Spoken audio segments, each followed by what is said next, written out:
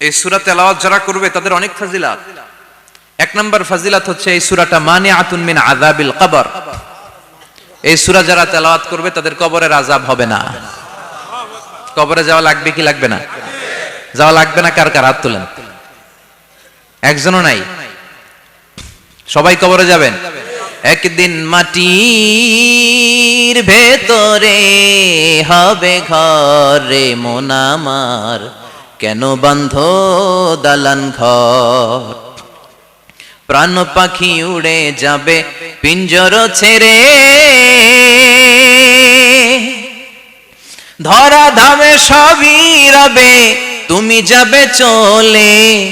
বন্ধু বান্ধব যত মাতা পিতা দ্বারা সুত সবই হবে তোমার পরে মন আমার, কেন বাঁধো দালান ঘর?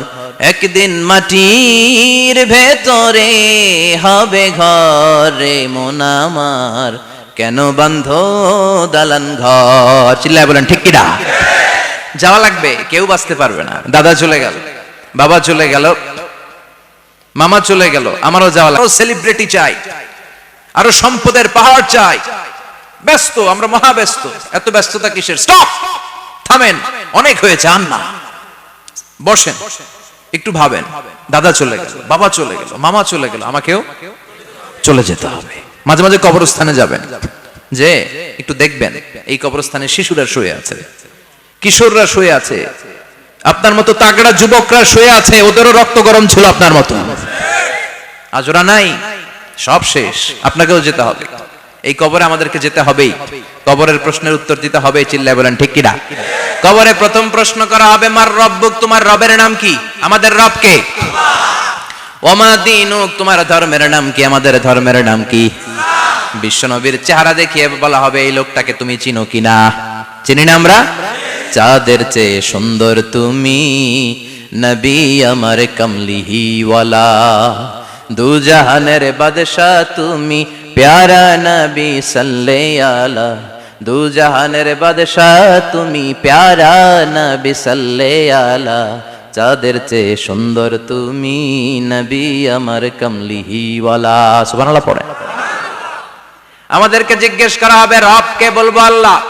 ধর্ম কি? বলবো ইসলাম। এই লোকটারে চিনো নাকি? আমরা বলবো চিনি, আমাদের প্রাণের নবী মুহাম্মদ সাল্লাল্লাহু। তিনটা প্রশ্নের উত্তর করতে পারলে এডিশনাল আরেকটা প্রশ্ন, ওমা ইলমুক। এই তিনটা প্রশ্নের উত্তর জানলা কেমনে? নকল করছো নাকি? বাংলাদেশে নকল আছে না নাই? কোথায় নকল করে? হ্যাঁ, কিছু লিজেন্ড আছে দেখি, একেবারে জামার ভিতরে নকল, টুপির ভিতরে নকল, স্কেলের ভিতরে নকল, মৌজার ভিতরে নকল। আছে না নাই? কথা বলেন।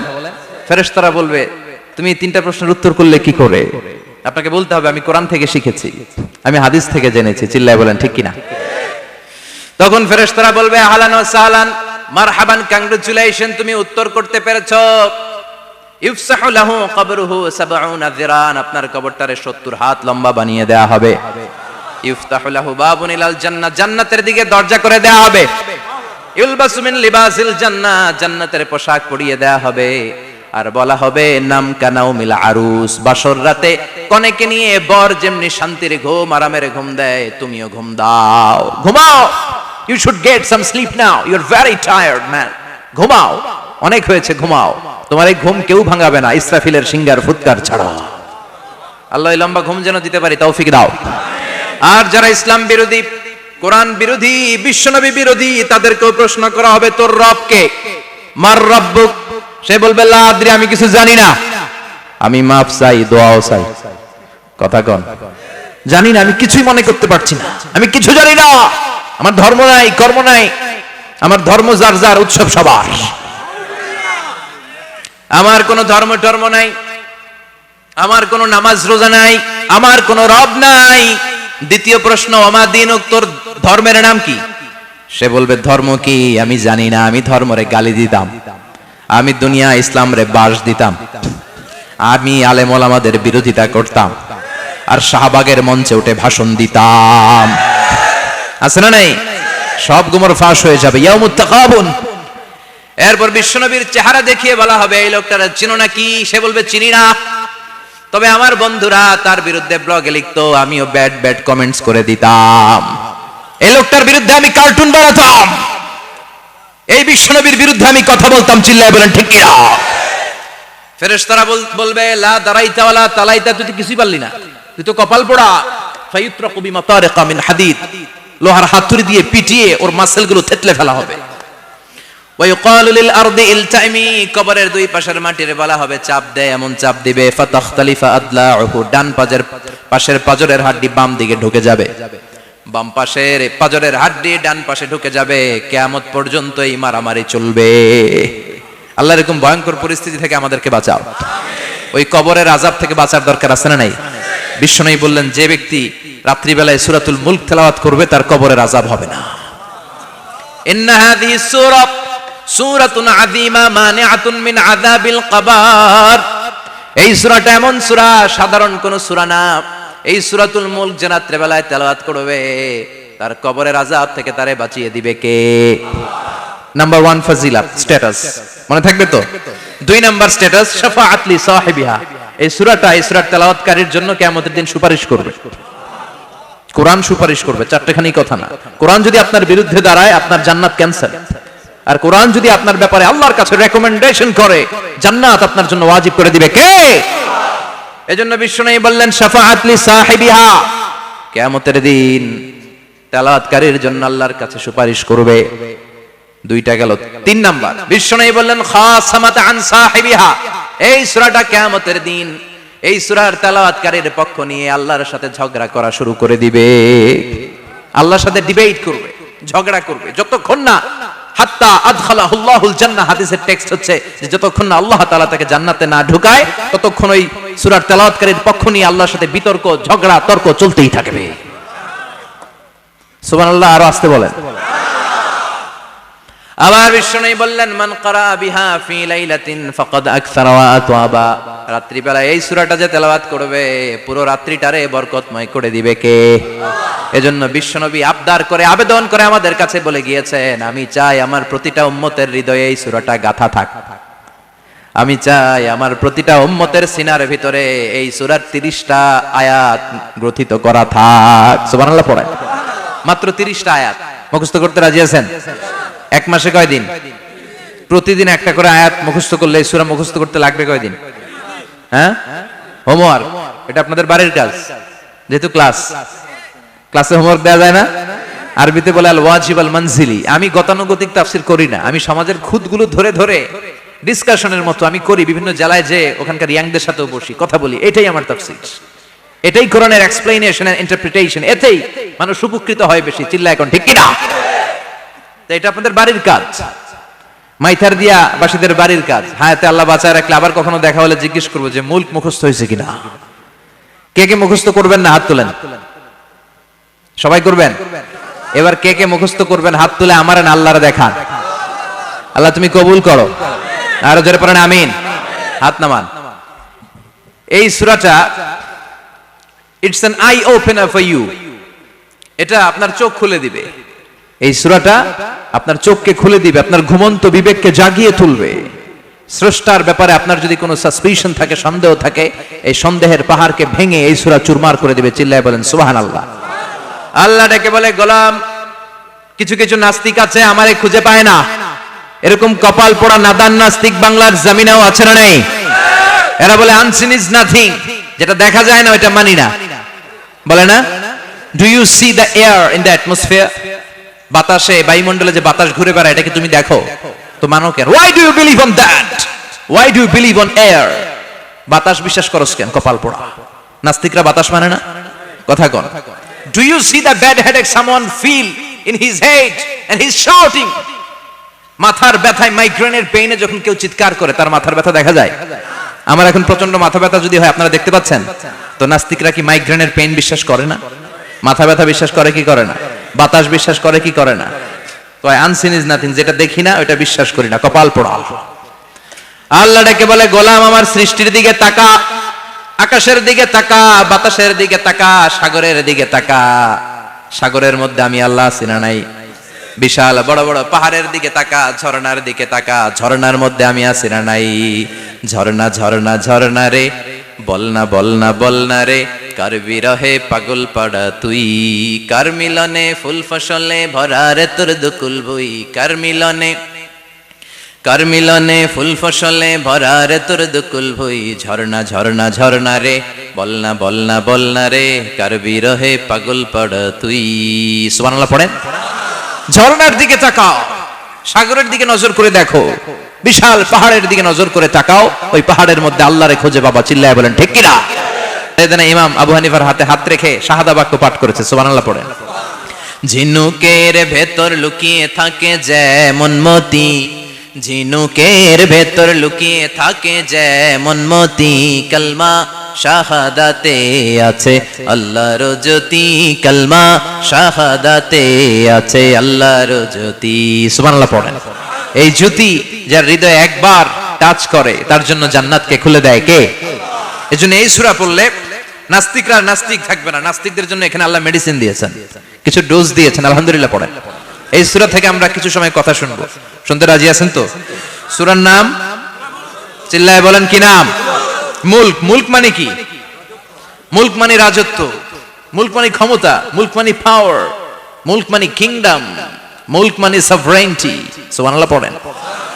রব্বুল আলামিন বলেন তাবারাকাল্লাযী বিয়াদিহিল মুলকু ওয়া হুয়া আলা কুল্লি শাইইন কাদির। সুমহান সেই সত্তা যার হাতে ক্ষমতা আর তিনি সব বিষয়ে ক্ষমতাশীল। সুবহানাল্লাহ।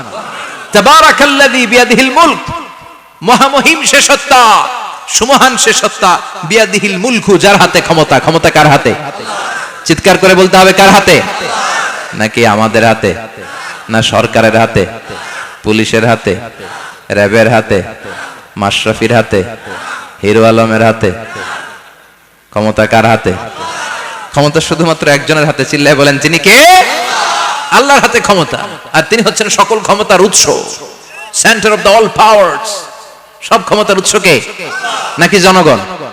আমরা কিন্তু এটাই শিখি, এদেশে আমাদেরকে রাষ্ট্রীয়ভাবে শেখানো হয়, এটা রাষ্ট্রীয় কুফরি। সকল ক্ষমতার উৎস জনগণ নয়, সকল ক্ষমতার উৎস কে? উনি ক্ষমতার উৎস, তিনি ক্ষমতাশীল, মহা ক্ষমতাধর, তার ক্ষমতার সাথে কারো তুলনা হয় না। আমাদের কি ক্ষমতা আছে? কথা বলেন। বল্লা পোকার কামড় খাইছেন? হ্যাঁ, মৌমাছি কামড়াইছে? মৌমাছি কামড়াইলে চিল্লাচিল্লি শুরু করে, তো কি ক্ষমতা আছে আপনার? বল্লা কামড় মেয়েরা দেয় দৌড়, ওটা ধরে যে মার মইটাও পারি না। কুত্তায় কামড়াইলে আমরা কুত্তারে কামড়াইতেও পারি না। কথা বলেন। আমরা নাকি ক্ষমতার মালিক। পিছন থেকে কেউ যদি বলে হুজুর সাপ, মজা করে বলছি এতই ভয় পাইছি, আসলে যদি ফস করে আসতো সব দৌড়। স্লোগান দেওয়ার বেলায় লিল্লাহে তাকবীর, আল্লাহু আকবার, আমার ভাই তোমার ভাই, কাপায় ফেলামো নামায় ফেলামো। কথা বলেন। আর যদি পেছন থেকে কেউ আওয়াজ করে বলে সাপ, দৌড়।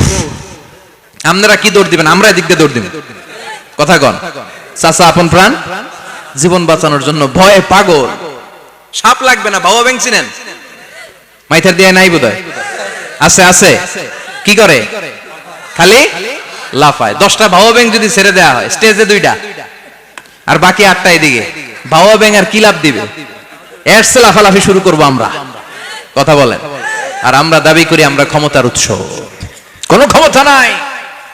একবার ডায়রিয়া হলে 3বার টয়লেটে গেলে আর চেহারার দিকে তাকানো যায় না। কারে মাফ করে দে, আই মরে যাইও, আই হাইতান ন, আছে না নাই? তো পারবেন না কেন? আপনি না ক্ষমতার উৎস, আপনি না ক্ষমতার উৎস। আরে আপনার তো কোনোই ক্ষমতা নাই। খুলিকাল ইনসানু দাঈফা, মানুষকে দুর্বল থেকে দুর্বল করে তৈরি করেছে কে? এজন্য রব্বুল আলামিন বলেন তাবারাকাল্লাযী বিয়াদিহিল মুলকু ওয়া হুয়া আলা কুল্লি শাইইন কাদির। সুমহান সেই সত্তা যার হাতে ক্ষমতা। চিল্লায় বলেন ক্ষমতা কার হাতে? আমাদের হাতে কোনো ক্ষমতা নাই। আমরা হলাম দুর্বল। আমরা কি? দুর্বলের ঘরের দুর্বল। আমরা যখন জন্মেছিলাম দুর্বল। আমার ছোট্ট একটা মেয়ে আছে, আমি অবাক হয়ে থাকি যে আমিও তাইলে ছোটবেলায় এরকম ছিলাম, না খাওয়ালে খেতে পারে না, পেশাব পায়খানা করে, ঘর নষ্ট করে, বমি করে, দাঁড়াতে পারে না, শুইতে পারে না, লালা পড়তে থাকে, ক্লিন করতে হয়, সব সময় তাকে আল্লাহর আদেশে দেহে ঢুকে, আল্লাহর আদেশে বের হয়ে যায়। ঠিক কিনা? এই যে ছোট্ট বাচ্চাটার দেহের ভিতরে যে রূহ ঢুকলো, কে দিল?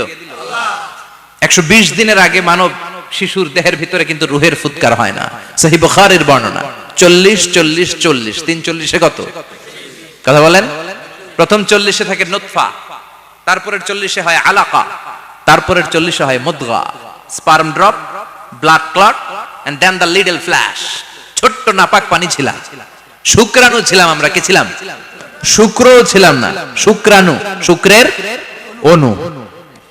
এক ফোঁটা শুক্রের মধ্যে 20 কোটি অণু থাকে, ওই 20 কোটির একটা ছিলাম আমি আর আপনি। সুবহানাল্লাহ বাড়িতে গিয়ে বলেন।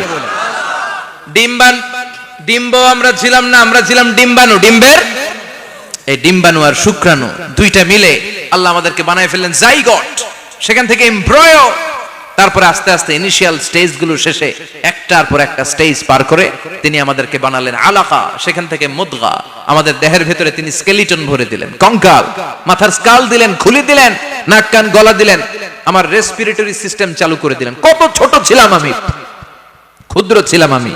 ফালয়ানযুরিল ইনসানু মিম্মা খুলিকা মিম্মা দাফিক। মানুষের উচিত তার সৃষ্টি প্রক্রিয়ার দিকে নজর করে তাকানো। বাবার পিঠ থেকে সবেগে নির্গত হওয়া পানি দিয়ে মায়ের পেটে তোমারে ঢুকায় দিল কে? নাপাক পানি থেকে ছোট্ট ব্যাঙ্গাচির মতো ছিলাম, জোকের মতো মায়ের জরায়ুর দেয়ালে লেগেছিলাম। সেখান থেকে বড় করতে করতে আমার রেসপিরেটরি সিস্টেম, আমার হেয়ারিং সিস্টেম, আমার সব সিস্টেমগুলো তিনি আমার দেহের ভিতরে সেট করে দিল। চিল্লায় কোন সুবহানাল্লাহ। 120 দিনের সার্টেন পিরিয়ড শেষে তিনি দেহের ভিতরে রুহের ফুৎকার দিলেন। দেয়া মাত্রই আমার রুহুতে ধপ ধপ ধপ শুরু হয়ে গেছে। ওই যে ধপ ধপ শুরু হয়েছে আজও থামে নাই। এই ধপ ধপ থামলে বাঁচবেন? দম ফুরাইলে আমরা ঠুস হয়ে যাবো, ঠিক কিনা?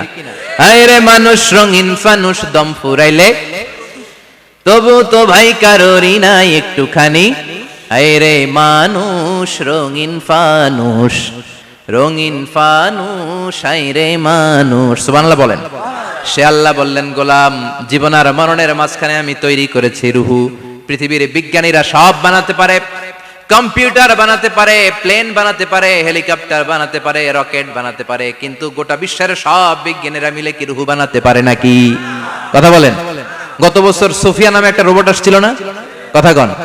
ওটা মাথা উঁচু করে নিচু করে কথা বলতে চায়, মানুষের মতো হতে চায়। আসলে কি মানুষ? ওটার মধ্যে কি রুহু আছে? রুহু বানাইতে পারবে কেউ?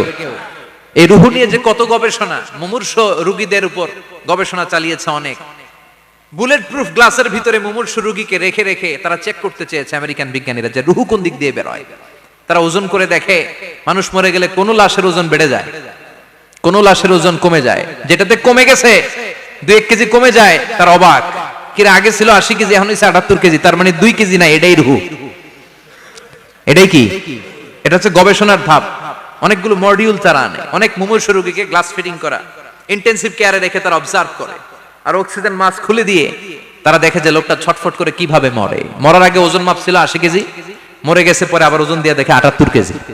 কমছে কয় কেজি? বিজ্ঞানে কয় পাইছি। সবাই কয় কি পাইছো? কয় রুহু। কই পাইলেন? কয় আগে 80, এখন 78, 2 কেজি। রুহুর ওজন কয় কেজি?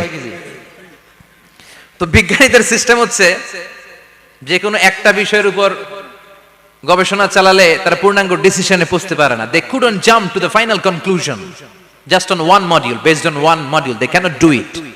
তাদের অনেকগুলো মডিউল আনতে হয়। তারা আবার নমুনা আনলো আরেকটা। মুমূর্ষ রোগী, অক্সিজেন চেম্বার লাগানো, মাস্ক লাগানো, এটা খুলে ফেললে মরে যাবে। বুলেট প্রুফ করা গ্লাসের ভিতরে ঢুকিয়ে এটার ওজন মাপ, এটার ওজন 60 কেজি। কয় এবার মাস্ক খোল, মাস্ক খুলছে ছটফট ছটফট করে, এটা শেষ। এবার মাপ দেখ, এবার মাইপা দেখা গেছে 63 কেজি। কয় কেজি বাড়ছে? এক একটার এক এক সিস্টেম হইতেছে, কোনোটা কমে, কোনোটা বাড়ে, কোনোটা কিচ্ছু হয় না। সবাই কয় তাইলে আপনি রুহু পাইলেন কই? আগেরটা কম ছিল, মনে করছিলেন 2 কেজি কমছে, ওইটাই রুহু, এখন 3 কেজি বাইরে গেছে, মিলাইবেন কি দিয়া? কথা কন। আল্লাহ ডেকে বলে, গোলাম, কিয়ামত পর্যন্ত একটার পর একটা মুমূর্ষ রোগীকে বুলেট প্রুফ গ্লাসের ভেতরে ঢুকাতে পারবি, গবেষণা করতে পারবি, মাগার রুহু খুঁজে পাবি না। চিল্লায় বলেন ঠিক কিনা? কারণ এই রুহুর মালিক কে? সে আল্লাহ বললেন, আল্লাযী খালাকাল মাউতা ওয়াল হায়াতা লিয়াবলুয়াকুম আইয়ুকুম আহসানু আমালা। জীবন আর মৃত্যু বানালাম তোমাদেরকে পরীক্ষা করার জন্য। পরীক্ষা আছে না নাই? গোটা দুনিয়াটাই পরীক্ষা। আল্লাহ যারে পছন্দ করে বেশি তার পরীক্ষাও। আসাদুন নাসি বালাআন আল আম্বিয়া। এই পৃথিবীতে আল্লাহ সবচেয়ে বেশি বালা মুসিবত দিয়ে পরীক্ষা করেছেন নবীদের। কারণ নবীরা আল্লাহর কাছে কম প্রিয় না বেশি প্রিয়? যেহেতু প্রিয় বেশি, পরীক্ষাও। এজন্য মুমিনের উপর যদি পরীক্ষা আসে, মুমিনের উপর যদি অত্যাচার আসে, মুমিনের উপর যদি ধৈর্যের পরীক্ষা আসে, জেল জরিমানা আসে, মুমিন ওইটারে ভয় পায় না। মুমিন ভয় পায় একজনকে, চিল্লায় বলেন তিনি কে? কারণ আল্লাহর ঘোষণা ওয়ালা তাহিনু ওয়ালা তাহজানু, ঘোষণাটা কার? ভয় নাই, তোদের চিন্তা নাই। আনতুমুল আ'লাউনা ইন কুনতুম মুমিনিন, তোমরাই বিজয়ী হবা যদি মুমিন হও, যদি মুমিন হও। এজন্য ধৈর্যের পরীক্ষা দিতে হবে, আল্লাহর উপর তাওয়াক্কুল করতে হবে, অত্যাচার আর জুলুম আল্লাহর নামে সহ্য করে যেতে হবে। চিল্লায় বলেন ঠিক কিনা? কারণ মুসলিমের সাথে আল্লাহ থাকে। মুসলিমের বদদুয়াকে বিশ্বনবী ভয় করতে বলেছেন, কারণ মুসলিমের বদদুয়ার মাঝে আর আল্লাহর মাঝে পর্দা থাকে। যারা দুনিয়ার বুকে জুলুম করে তাদেরকে ক্ষমতার মসনদ থেকে নামিয়ে দেয় কে? আর যারা মজলুম হয়, যাদের রক্ত দিয়ে জমিন ভেজে, তাদেরকে জমিনের ক্ষমতা দিয়ে দেয় কে? আর যারা রক্ত ঝরায়, ইতিহাস বলে তারা শেষ পর্যন্ত প্রাণ আর জান নিয়ে পালাবার জায়গাটা পায় না। চিল্লায় বলেন ঠিক কিনা? এজন্য মুমিন খুব ভালো করে জানে, রাত্রি যত গভীর হয়, সুবহে সাদিকের সময় কাছে আসতে থাকে। গর্ভবতী নারীর পেটের জ্বালা যন্ত্রণা, ব্যথার পেইন যত বাড়ে, নতুন মেহমান আগমনের সময় কাছে আসতে থাকে। তেমনি ইসলামের পক্ষের শক্তির উপর যদি অত্যাচার, অনাচার, স্টিম রোলার বেড়ে যায়, এটা প্রমাণ করে ইসলামের বিজয়ের সময় কাছে আসতে শুরু করেছে। চিল্লায় বলো ঠিক কিনা? এজন্য রাব্বুল আলামিন ডেকে বলেন, গোলাম লিয়াবলুয়াকুম আইয়ুকুম আহসানু আমালা, কে ভালো আমল করো, কে খারাপ আমল করো, এজন্য আমি জীবন মরণ তৈরি করেছি। চিল্লায় কোন ঠিক কিনা? এরপর আল্লাহ বললেন, ওয়ালাকাদ যায়্যানাস সামাআদ দুনিয়া বিমাসাবিহা ওয়া জাআলনাহা রুজুমান লিশ-শায়াতিন। সুবহানাল্লাহ বলেন। ওয়ালাকাদ যায়্যানাস সামাআদ দুনিয়া। মাইকম্যান কোথায়? সাউন্ডটা বাড়াও। এত দুর্বল কেন তোমার সাউন্ড? মনে হচ্ছে আমি মাইক ছাড়া কথা বলছি। সাউন্ডটাকে স্ট্রং করো। ওয়ালাকাদ যায়্যানাস সামাআদ দুনিয়া, I have beautified the closer sky with candles, with light and stars. আল্লাহ বললেন, আমি দুনিয়ার আকাশকে তারা দিয়ে সুশোভিত করেছি। আকাশে তারা আছে না নাই? এগুলো এমনি এমনি হয়েছে না? তৈরি করছে কে? বিশ্বাস হয়? কোনো সন্দেহ আছে? এখন তো লাইটিং ফাইটিং এর যুগে তারার যে কি সৌন্দর্য আমরা বুঝি না। আমরা যখন ছোটবেলা গ্রামে যেতাম, রাতের বেলা তারার মেলা, কি সুন্দর, একটার চেয়ে একটা সুন্দর। শুকতারা, ধ্রুব তারা, সপ্তর্ষিমণ্ডল, 7টা তারার একটা চেইন আছে, চিনেন এগুলো? কি সুন্দর তারা! এগুলো তৈরি করে রেখেছে কে? প্রথম আকাশের মহাশূন্যকে আল্লাহ এই তারকা দিয়ে বিউটিফাই করেছেন। ইটস এ ক্যান্ডেল, আল্লাহ সাজিয়ে রেখেছেন। আমরা খালি চোখে যেটা দেখি এটা কিন্তু আকাশ না, এটা প্রথম আকাশ নয়। প্রথম আকাশ যে কত দূরে আমেরিকান নাসার বিজ্ঞানীরাও জানে না। খালি চোখে আমরা যা দেখি এটা প্রথম আকাশের মহাশূন্য, এর অনেক অনেক অনেক উপরে প্রথম আকাশ। এরপরে দ্বিতীয় আকাশের মহাশূন্যের স্তর শুরু, এরপরে দ্বিতীয় আকাশ, তারপরে তৃতীয় আকাশের মহাশূন্যের স্তর শুরু, তারপরে তৃতীয় আকাশ। একটার চেয়ে আরেকটা বড়। প্রথম আকাশের চেয়ে দ্বিতীয় আকাশ কত বড় বলি? আপনার হাতের আংটিটা যদি সাহারা মরুভূমিতে আপনি ছুঁড়ে ফেলে দেন, পুরো মরুভূমির তুলনায় আংটি যত ছোট, আল্লাহর দ্বিতীয় আসমানের তুলনায় আল্লাহর প্রথম আসমানটা ঠিক তত ছোট। একটার চেয়ে একটা বড়, একটার চেয়ে একটা বড়। সূর্য দেখে আমরা অবাক হয়ে যাই, 9,30,00,000 মাইল দূরে। এই পৃথিবীর চেয়ে 13 লক্ষ গুণ বড়।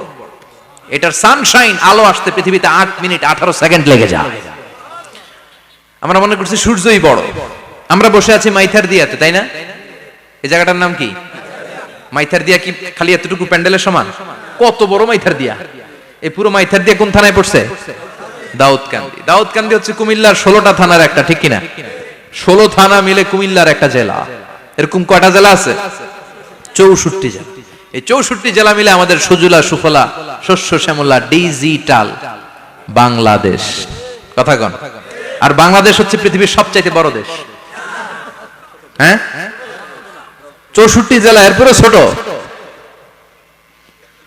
যাদের অ্যাটলাস ম্যাপ নিয়ে যাদের ধারণা আছে তারা দেখবেন বাংলাদেশ এই শব্দটা লেখার জায়গাও আমরা পাই না।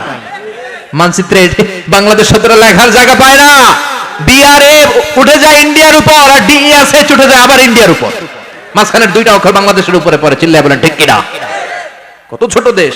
পাশের ইন্ডিয়া 20-25 গুণ বড়। ইউরোপ আমেরিকার অনেক দেশ আছে, আমেরিকায় বাংলাদেশের চেয়ে শতগুণ বড়। কানাডা কয়েকশো গুণ বড়, রাশিয়া কয়েকশো গুণ বড়। এরকম প্রায় 200 দেশ নিয়ে পৃথিবীর স্থলভাগ আর 70% হচ্ছে শুধু পানি। এই সব মিলে আমাদের এই পৃথিবী। আর এত বড় পৃথিবীর চেয়েও নাকি সূর্য 13 লক্ষ গুণ বড়। তার মানে সূর্যই বড় না, সূর্যের চেয়ে অনেক বড় তারা আছে। সূর্যের পরে পৃথিবীর সবচেয়ে কাছের যে তারা বা স্টার, ওটার নাম হচ্ছে প্রক্সিমা সেন্ট্রাই। নাম কি? প্রক্সিমা সেন্ট্রাই। এরপরে আলফা সেন্ট্রাই এ, আলফা সেন্ট্রাই বি, ইটা ক্যারিনা, বেটেলজিউস, এরকম একটার পর একটা তারা।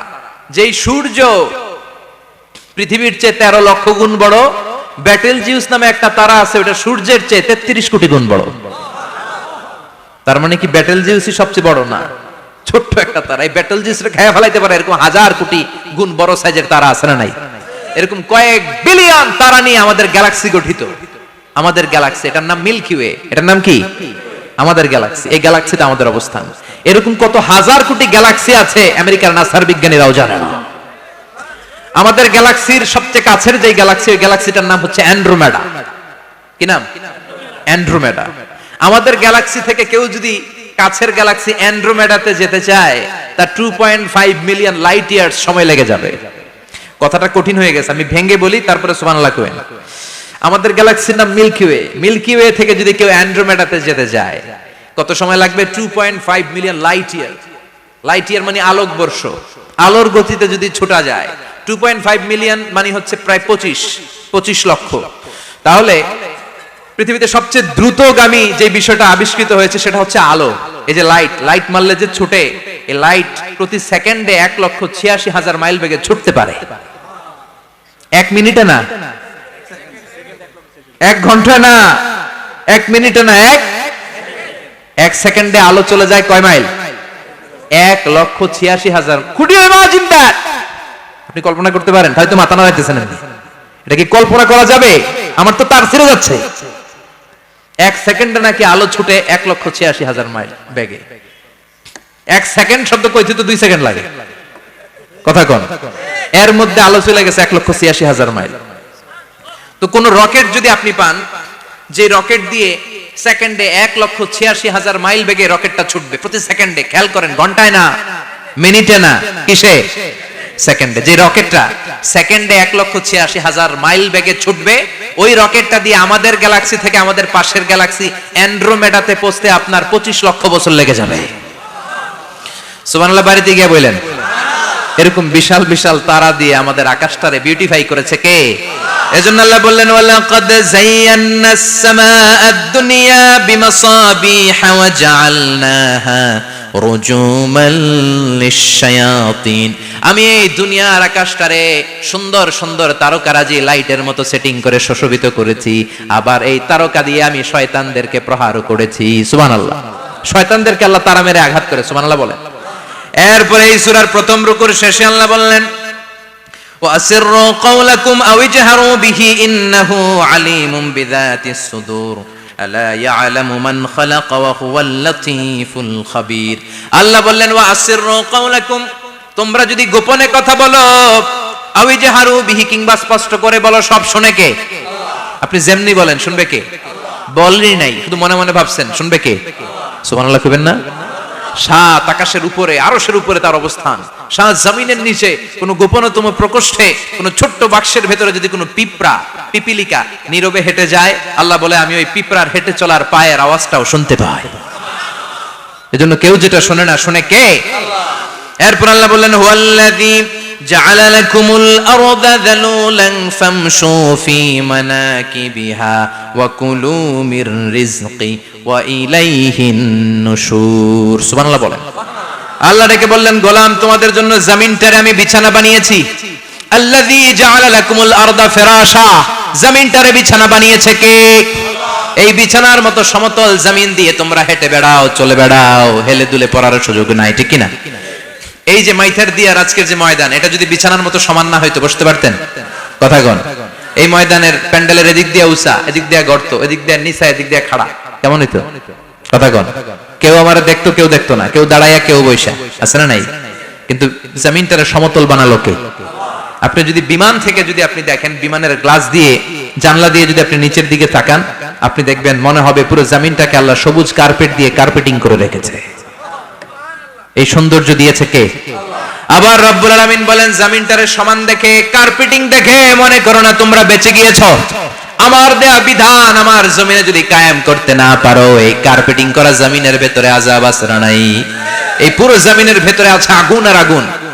আগ্নেয়গিরির অগ্নুৎপাত জ্বালামুখে বিস্ফোরণ করে দিয়ে গোটা বিশ্বটারে মুহূর্তে মেসাকার করে দিতে পারে কে? এজন্য আল্লাহ ডেকে বললেন, গোলাম আমিনতুম মান ফিস সামাই আন ইয়াখসিফা বিকুমুল আরদা ফাইযা হিয়া তামুর।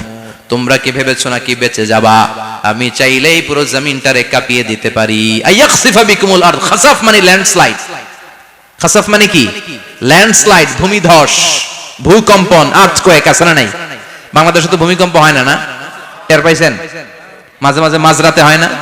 3টার দিকে নিজেই দৌড় দিব না বাচ্চারা লইয়া দৌড় দিব, লুঙ্গি পইরা দৌড় দিব না লুঙ্গি ছাড়া দৌড়াম, কথা কম। এই ভূমিকম্প আছে না নাই? আল্লাহ বলে মনে করো না জমিনটা সমতল, কার্পেটিং করে দিয়েছি, এই কার্পেটিং এর ভিতরেও আগুনের দলা আছে না নাই? আবার আল্লাহ বললেন আমিনতুম মান ফিস সামাই আন ইউরসিলা আলাইকুম হাসিবা।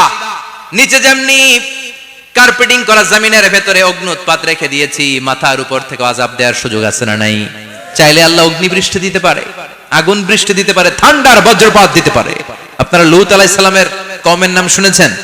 তারা হোমোসেক্সুয়ালিটি, সমকামিতা করত। ফলে আল্লাহ তাআলা বিশাল এক চিৎকার মেরে সাইয়েদনা জিবরাইলের মাধ্যমে পুরো জমিনটারে শেষ করে দিলেন। ফাজআলনা আলিয়াহা সাফিলাহা ওয়া আমতারনা আলাইহিম হিজারাতাম মিন সিজিল। তাদের অপকর্মের কারণে জর্ডানের ওই এলাকাটাকে আল্লাহ বললেন জিবরাইল এলাকাটারে হাতে তুলে নে, আকাশের উপরে তুলে পুরো এলাকা সহ মানুষ সহ জমিনের মধ্যে গেড়ে দে। জমিনের নিচের মাটি উপরে নিয়ে গেল কে? উপরের মাটি নিচে নিয়ে গেল কে? পুরো জায়গাটা এখন ডেড সি হয়ে গেছে। কি সি? ডেড সি নাম শুনেন নাই বোধহয়? আজকে শুনে রাখেন, এটারে বলে মৃত সাগর। এটা গজবের জায়গা, ওখানে মানুষও ডুবে না। লবণের ডেনসিটি, সল্টের ডেনসিটি এত হাই, এই পানির মধ্যে এত গজব, এর মধ্যে কোনো মাছ জন্মায় না, চিংড়ি জন্মায় না, কাঁকড়া জন্মায় না, ব্যাং হয় না, শ্যাওলা হয় না, কিচ্ছু বাঁচে না। এটা গজবের জায়গা, চিল্লায় বলেন ঠিক কিনা? যে আল্লাহ জর্ডানের এলাকাটারে ধ্বংস করে দিল, ওই আল্লাহ আজও আছে না নাই? এই জন্য নিজ দিয়ে তিনি যেমনি আযাব দিতে পারেন, ভূমিকম্প দিতে পারেন, জলোচ্ছ্বাস দিতে পারেন, উপর থেকে তিনি শিলাবৃষ্টি দিতে পারেন কি পারেন না? মাইথের দিয়ে কখনো শিলাবৃষ্টি হয়েছিল? হ্যাঁ, ফসল ক্ষেত শেষ করে দেয় না? ছাগল টাগল মরে যায়। ছাগল যদি ইয়েতে থাকে ক্ষেতের মধ্যে, বড় শিলা মাথায় পড়লে শেষ, মানুষও শেষ, টিনের চালও শেষ, কথা কন। এরপরে আল্লাহ যদি উল্কা বৃষ্টি পাঠায়, উল্কা যদি পড়ে, কই যাবেন? কোথায় যাবেন আপনি? উল্কা চিনেন? মহাশূন্যে বিশাল পাথরের খণ্ড ঘর্ষণ খেয়ে পৃথিবীর ভেতরে ঢুকে যায়। এই পৃথিবীতে সবচেয়ে বড় উল্কাপিণ্ড পড়েছে সাউথ আফ্রিকাতে। সাউথ আফ্রিকার একটা সিটি আছে হোবা সিটি। এই হোবা শহরে 60 মেট্রিক টন ওজনের একটা উল্কা পড়েছিল, যেখানে পড়েছে পুরো জায়গাটা বিশাল খাদ হয়ে গিয়েছে। এরকম একটা উল্কা যদি এখানে পড়ে আজকে, বাঁচার উপায় আছে? যে বিল্ডিং এ আমরা থাকি, রাত্রে বেলায় ঘুমাই আর ধুম্মা চলে ধুম দেখি রাতে, ওই বিল্ডিং এ যদি একটা পড়ে, কথা কন। ডান্স ক্লাব গুলার উপর যদি পড়ে, পতিতালয় যেগুলো আছে ওগুলা যদি পড়ে, যেই হোটেল গুলার মধ্যে আকাম কুকাম হয় ওইটার উপর যদি পড়ে, নাকি আল্লাহর এখন দেওয়ার ক্ষমতা নাই? কথা কন। তার মানে বেঁচে গেছো, পার পেয়ে গেছো মনে করো না, নিজ দিয়েও আযাব আছে, উপর দিয়েও আযাব আছে, চিল্লায় বলেন ঠিক কিনা? এজন্য ভয় পেতে হবে একজন সত্তাকে, তিনি কে? সব ক্ষমতার মালিক কে? এরপর আল্লাহ বললেন আওয়ালাম ইয়ারাউ ইলা আত-তায়রি ফাওকাহুম সাফাতিন ওয়া ইয়াকবিদনা মা ইউমসিকুহুন্না ইল্লা রাহমান ইন্নাহু বিকুল্লি শাইইন বাসীর। সুবহানাল্লাহ বলেন। আল্লাহ বলেন তোরা নাস্তিক হস কেমন করে? মানুষ নাস্তিক হয় কেমন করে? মানুষ কি মুক্ত বিহঙ্গের দিকে নজর করে তাকায় না? আকাশে মুক্ত বিহঙ্গ নাই? বিহঙ্গ বুঝছেন তো? পাখি। পাখির কথা কোরআনে বললো কে? সুবহানাল্লাহ কইবেন না? ওয়া আরসালা আলাইহিম তায়রান আবাবিল। আবার কাবা ভাঙতে এলে পাঠাও আবাবিল। দাও খোদা দাও আমায় আবার উমর দরজ দিল। দাও খোদা দাও আমায় আবার উমর দরজ দিল। সুবহানাল্লাহ পড়েন। এই যে আল্লাহ বললেন ওয়া আরসালা আলাইহিম, তারপর তায়রান আবাবিল। তায়ের মানে পাখি, তায়ের মানে কি? আবার জান্নাতে যারা যাবে তাদেরকে পাখির ভুনা গোশত খাওয়াবে কে? জান্নাতে যাওয়ার সাথে সাথে প্রথমে আল্লাহ আপনাদেরকে মেহমানদারি করবে মাছের কলিজা দিয়ে। খাইবেন? মাছের কলিজার কথা শুনে জিহ্বে পানি আসছে নাকি? আউয়ালু তুআমিন ইয়াকুলুহু আহলুল জান্নাতি ফাজিয়াদাতু কাবিদিল হুদ। প্রথমে মাছের কলিজা, এরপরে পাখির ভুনা গোশত। তার মানে পাখির কথা কোরআনে আছে না নাই? আবার সাইয়েদনা সুলাইমান আলাইহিস সালামের একটা পাখি ছিল, এটার নাম কি ছিল? হুদহুদ পাখি। মাথার উপর দিয়ে চলতো, আর ওইটার চোখে জুমিং পাওয়ার আল্লাহ এত বেশি দিয়েছিল, এটা জমিনে নজর করলে বুঝতে পারতো কয় হাজার ফিট নিচে পানি আছে, পানিটা মিষ্টি না লবণাক্ত না কেমন, দেখে দেখে মুহূর্তের মধ্যে সাইয়েদনা সুলাইমানের কাছে সব তথ্য সরবরাহ করে দিত। কোন সুবহানাল্লাহ। এজন্য আল্লাহ বললেন নাস্তিকগুলো কি পাখির দিকে তাকায় না? এই পাখির দিকে তাকালে পাখির রব আল্লাহরে খুঁজে পাওয়া যায়। পাখির দিকে তাকালে, মুক্ত বিহঙ্গের দিকে তাকালে কেমন করে পাখিগুলো উড়ে যায়। এই পাখিগুলো আকাশে ধরে রাখে কে? মা ইউমসিকুহুন্না ইল্লার রহমান। ওই রহমান ছাড়া কেউ পাখিগুলোর শূন্যে ধরে রাখতে পারে না। কত শত আয়াতে যে আল্লাহ পাখির কথা বলেছেন হিসাব নাই, কত ধরনের পাখি যে আল্লাহ বানিয়েছেন কোনো হিসাব নাই। আপনারা ঘরে জিওগ্রাফিক্যাল চ্যানেলগুলো দেখেন? হ্যাঁ, না জি বাংলা দেখেন? স্টার জলসা, কিরণমালা কি দেখেন? জিওগ্রাফিক্যাল চ্যানেল দেখবেন। ওখানে দেখবেন একটা পাখি আল্লাহ তৈরি করেছে, পৃথিবীর সবচেয়ে ছোট পাখি, নাম হলো হামিং বার্ড। কি নাম? The smallest bird ever in the world. সবচেয়ে ছোট, এটা প্রাপ্তবয়স্কে 3 থেকে 5 ইঞ্চি লম্বা হয়। এটার পূর্ণ যৌবন এটা লম্বা কতদূর? 3 থেকে 5 ইঞ্চি। এটা প্রতি সেকেন্ডে ডানা ঝাপটাতে পারে 80 বার। কয়বার? আমাদের ডানা আছে না 2টা, আপনি আপনার ডানা 1 সেকেন্ডে কয়বার ঝাপটাতে পারবেন? হ্যাঁ, আমি ঝাপটাইলাম, কয়টা হইছে 1 সেকেন্ডে?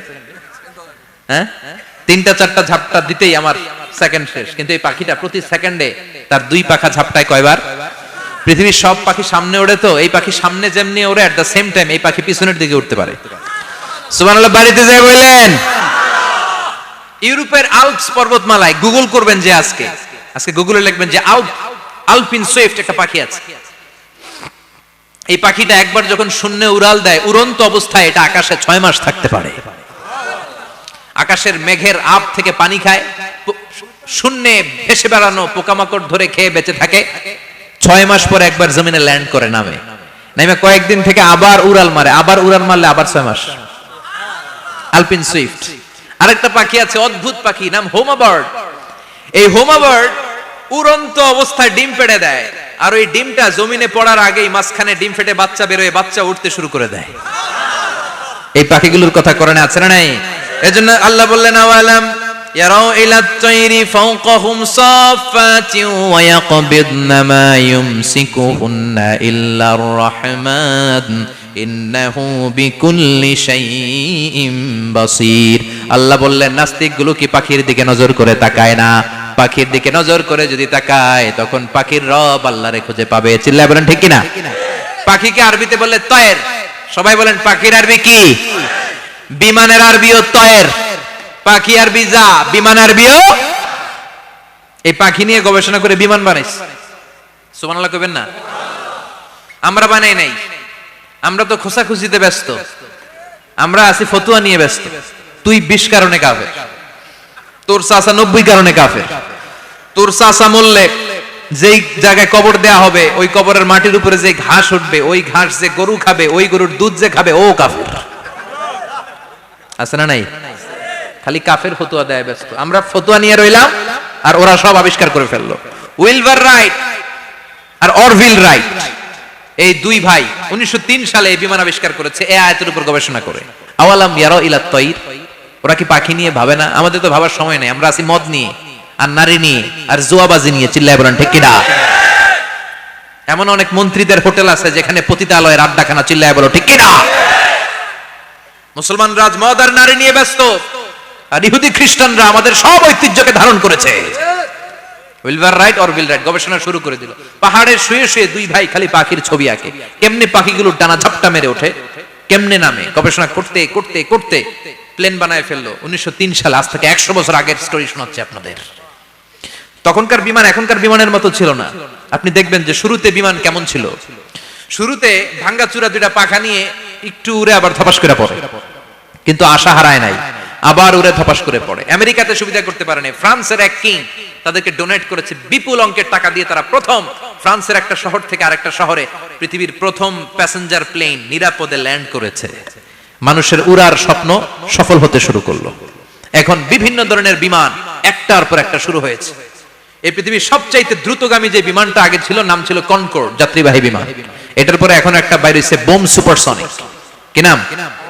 Bomb supersonic. এত স্পিডে চলে, এই মাত্র দেখলেন এদিকে, এরপর দেখবেন নাই ওইদিকে। সুবহানাল্লাহ পড়েন। কি বিশাল বিশাল ডবল ডেকার গুলো নিয়ে শূন্যে উড়াল দেয়। A3 এয়ার বোয়িং A380 বর্তমান পৃথিবীতে সবচেয়ে বড় প্যাসেঞ্জার বিমান। কার্গো বিমান তো এগুলোর 7-8 ডবল বড় হয়। I am talking about the passenger plane A380। 525 জন যাত্রী নিয়ে এটা শূন্যে উড়াল দেয়। 525 জন যাত্রী, কেবিন ক্রু, পাইলট, বিমানের ওজন, খাবার দাবারের ওজন, ফুয়েলের ওজন, 525 জনের লাগেজ টাগেজের ওজন, এই সব নিয়ে শূন্যে উড়াল দেয়। সুবহানাল্লাহ কইবেন না? এই বিমান আবিষ্কারের আগ পর্যন্ত গোটা বিশ্বব্যাপী সব দেশে দেশে ছিল সেনাবাহিনী আর নৌবাহিনী। বিমান আবিষ্কার হওয়ার সাথে সাথেই শুরু হয়ে গেল বিমান বাহিনী, এয়ার ফোর্স, মিলিটারি। এখন বোম সুপারসনিক বানায়, এখন ড্রোন হামলা করে, এখন মিসাইল হামলা করে, এখন স্যাটেলাইট পাঠায়। আমরাও পাঠাইছি। কি নাম? Bangabandhu satellite. We launching the Bangabandhu satellite channel last year. আমরা এই বঙ্গবন্ধু স্যাটেলাইটও পাঠাইছি উপরে। সবকিছু পাখির উপর গবেষণা করে হয়েছে। চিৎকার করে বলেন ঠিক কি না? এজন্য আল্লাহ ডেকে বললেন, গোলাম ওরা কি পাখির দিকে তাকায় না? পাখির দিকে যদি নজর করে একটিবার তাকাতো, নাস্তিক আর নাস্তিক থাকতে পারতো না। এজন্য নাস্তিকদের জন্য সূরার ভেতরে ডোজ আছে, আই ওপেনার আছে। সর্বশেষ আল্লাহ একটা প্রশ্ন দিয়ে এই সূরাটা শেষ করলেন। প্রশ্নটা শুনবেন? শুনবেন সবাই? আল্লাহ বললেন, কুল আরাআইতুম ইন আসবাহা মাউকুম গাওরান ফামান ইয়াতিকুম বিমাইম মাইন। বলো দেখি সবে, শুকাইয়া যদি যায় এই পৃথিবীর পানি, তাহলে হেথায় তটনির ধারা কে দিবে সবারে আনি? কে দিবে আনি? একদিন সকালবেলা ঘুম থেকে উঠছেন, টয়লেটে যাবেন, মুখ ধুবেন, স্কুলে যাবেন, অফিসে যাবেন, কাজে যাবেন, যায় দেখেন টিউবওয়েল চাপতেছেন, পানি নাই। ট্যাপ ছাড়লেন, পানি নাই। চোখের মধ্যে ময়লা, নাকে ময়লা। টয়লেটে যাবেন, পানি নাই। পুকুরে নাইমা দেখেন পানি নাই। বিশাল বিশাল মেশিন বসিয়ে মাটির নিচ থেকে ভূগর্ভস্থ পানি ওঠানোর চেষ্টা করলেন, একটা পানি নাই। এক ফোঁটা পানি গোটা বিশ্বে কোথাও নাই। কে দিব পানি আপনারে? পানি সম্পদ মন্ত্রী দিব, ডোনাল্ড ট্রাম্প দিব, শেখ হাসিনা দিবে? কেউ দিতে পারবে? এক ফোঁটা পানি বানানোর ক্ষমতা আমাদের নয়। ঠিক কিনা? পানির বৈজ্ঞানিক নাম হচ্ছে H2O। কি নাম? এই দেশে H2 নিয়ে কত কথা আছে না নাই? হাইড্রোজেনের 2টা মলিকিউল, অক্সিজেনের একটা মলিকিউল। এই 2টা গ্যাস, হাইড্রোজেন আর অক্সিজেন, 2 গ্যাস একসাথে মিলাইলে কি হয়? কথা বলেন। মিঠা নদীর পানি। সুবহানাল্লাহ পড়েন। আল্লাহ বললেন, ঘুম থেকে উঠে যদি দেখো পৃথিবীর সব পানিগুলো একেবারে পৃথিবীর নিচে চলে গেছে, কোন মাধ্যম দিয়ে এক ফোঁটা পানির জোগাড় আর বন্দোবস্ত করা যায় না, কে তোদেরকে পানি এনে দিবে? কথা কন। আল্লাহ ছাড়া এক ফোঁটা পানি এনে দেওয়ার মতো ক্ষমতা কারো আছে নাকি? আবার পানি থেকে পৃথিবীর সব কিছুরে বানালো কে? ওয়াজআলনা মিনাল মাই কুল্লা শাইইন হাই আফালা ইউমিনুন। আল্লাহ বললেন, পানি থেকে গোটা বিশ্বের সব আমি বানালাম। সব জীবিত জিনিস তৈরি হয়েছে পানি থেকে। এটা কোরআনের কথা। কার কথা? আর 1500 বছর পর বিজ্ঞানীরা এখন বলছে পানি থেকেই সব প্রাণ এসেছে। সুবহানাল্লাহ পড়েন। বিজ্ঞানীদের রিসার্চে এসেছে পৃথিবীর সর্বপ্রথম যে প্রাণীটার উৎপত্তি, এটার নাম নাকি অ্যামিবা। কি নাম? It's a very small unicellular organism in the world. এককোষী শৈবাল অ্যামিবা এসেছে পানি থেকে, ওদের কথা।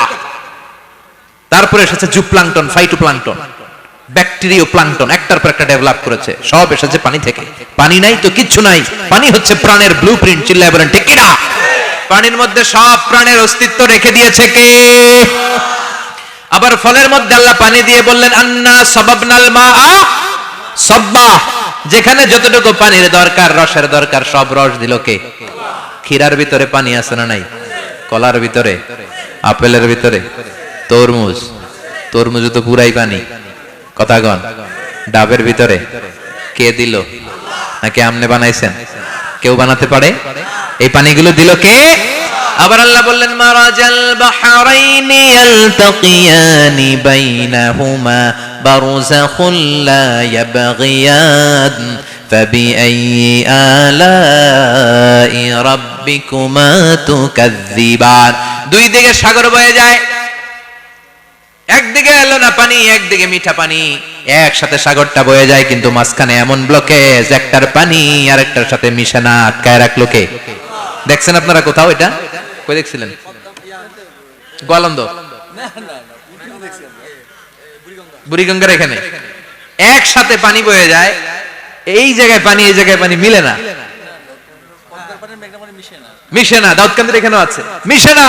এর কারণ এই পাশের পানি এটা ডেনসিটি হাই, বেশি ঘন, এটা ডেনসিটি লো, এটা পাতলা, এটা টেম্পারেচার হাই, এটা টেম্পারেচার কম, এটা লবণ বেশি, এটা লবণ কম, দুইটা দুই পানি একসাথে বয়ে যায়, একটার সাথে আরেকটা মিশে না। এই কারিগরটাকে চিল্লায় বলতে হবে কে? সেজন্য আল্লাহ বললেন গোলাম পানি দিয়ে আমি বানালাম, পানি ছাড়া বাঁচবি না, এজন্য সব জায়গায় পানির ব্যবস্থা করে দিয়েছে কে? আবার বেশি পানি হলেও মরার ব্যবস্থা আছে না নাই? সাইয়েদনা নূহ আলাইহিস সালামের কওমকে বন্যা দিয়ে ধ্বংস করেছে কে? এজন্য পানি চাইবো কার কাছে? কথা কন। আল্লাহ মেঘ দে পানি দে ছায়া দে রে তুই, আল্লাহ মেঘ দে। সবাই পড়েন না? আল্লাহ মেঘ দে পানি দে ছায়া দে রে তুই, আল্লাহ মেঘ দে। দেয়ার মালিক একজন, তিনি কে?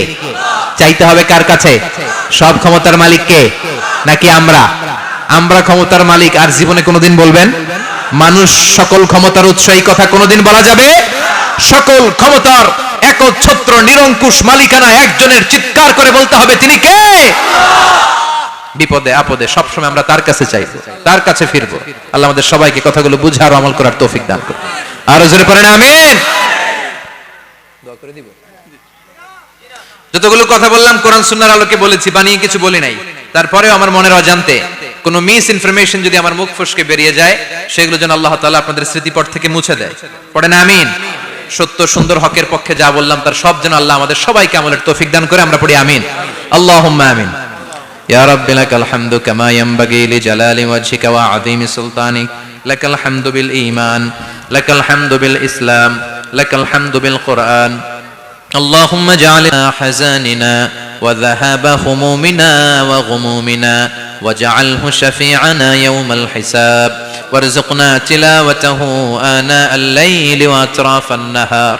ربنا ظلمنا أنفسنا وإن لم تغفر لنا وترحمنا لنكونن من الخاسرين. ربنا آتنا في الدنيا حسنة وفي الآخرة حسنة وقنا عذاب النار. اللهم إنك عفو كريم تحب العفو فاعف عنا. اللهم إنك عفو كريم تحب العفو فاعف عنا. اللهم ارزقنا حسن الخواتيم. اللهم ارزقنا حسن الخواتيم.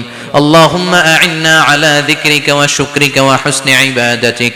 اللهم إنا نسألك الهدى والتقى والعفاف والغنى. اللهم حبب إلينا الإيمان وزينه في قلوبنا وكره إلينا الكفر والفسوق والعصيان وجعلنا من الراشدين. اللهم ارزقنا شهادة في سبيلك والموت في بلد رسولك. وصلى الله تعالى على خير خلق